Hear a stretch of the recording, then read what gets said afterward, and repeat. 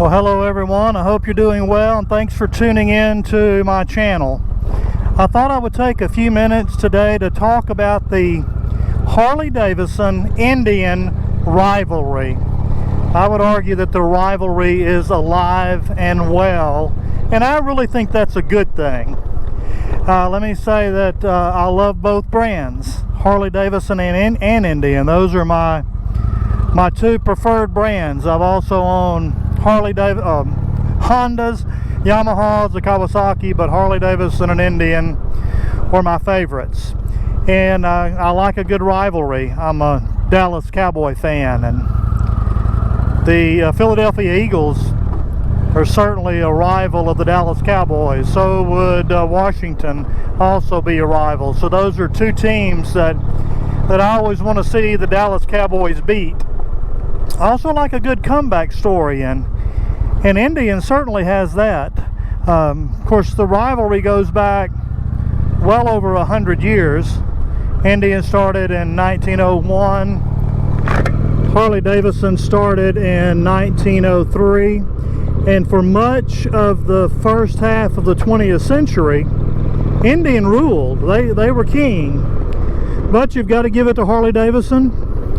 They worked hard, and over that 50-year period, they chiseled away at Indian's market share. And in 1953, Indian filed for bankruptcy, closed up shop, went completely out of business.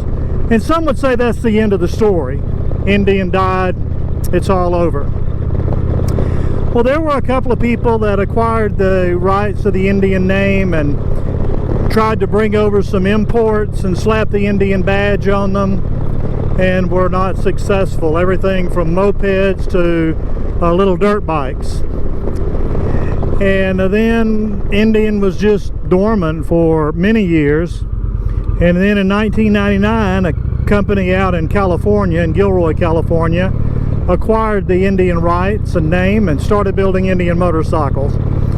And that's really when I fell in love with Indian. It was about 20 years ago. I was in Jefferson, Texas, riding with a motorcycle group, and they had a little Indian dealership there in Jefferson, and I walked in there and I looked at those motorcycles and I thought, that's the best looking motorcycle I have ever seen. One day I want to own an Indian.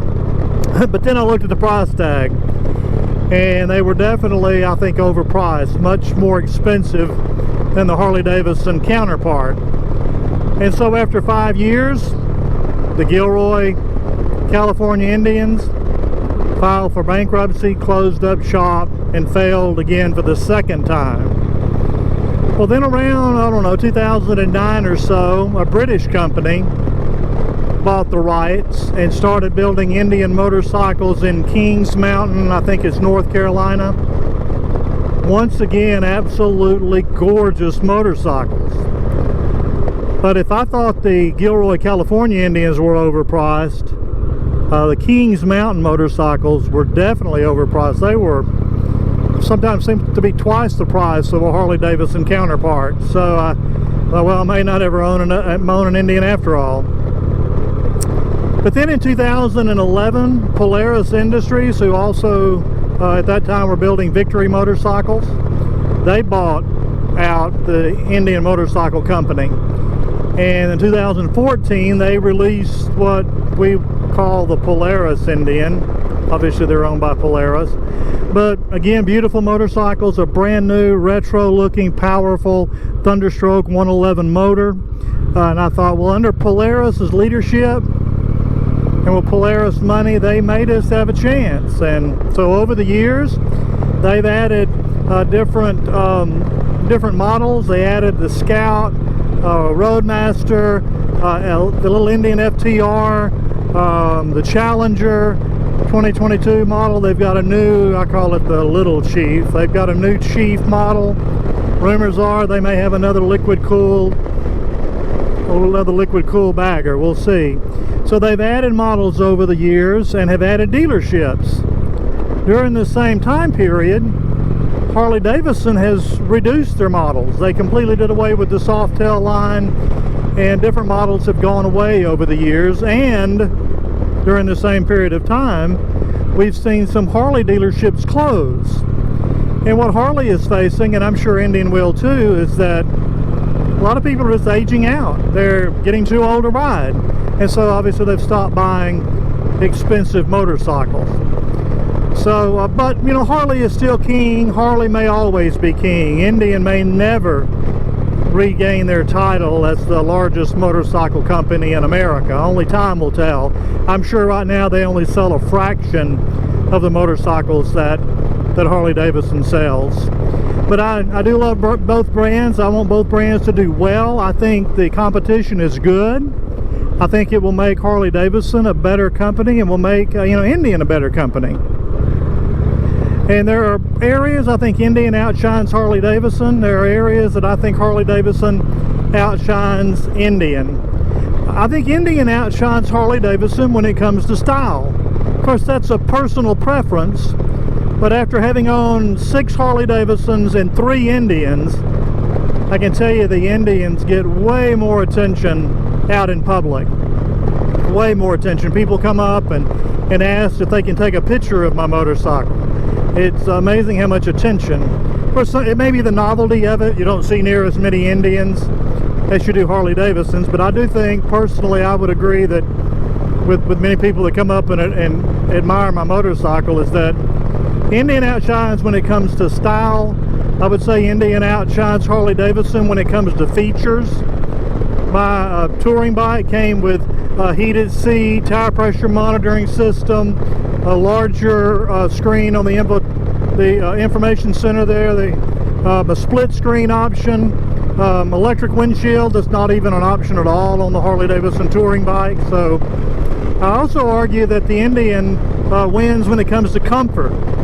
The Fox Air Shock on this thing is amazing. It is a wonderful, wonderful, wonderful suspension.